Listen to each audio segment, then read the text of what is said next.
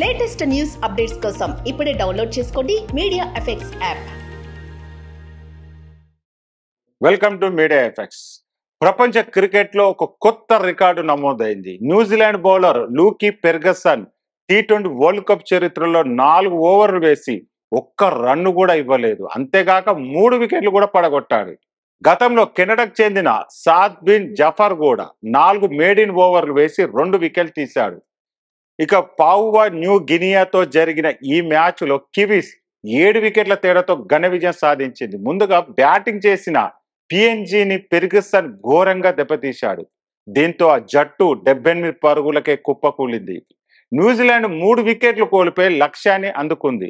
ఇక అప్పటికే 2 జట్లు T20 వరల్డ్ కప్ నుంచి నిష్క్రమించిన సంగతి తెలిసిందే. ఈ విజయంతో గ్రూప్ సిలో న్యూజిలాండ్ 3వ స్థానంలో తన ప్రస్థానాన్ని ముగించింది.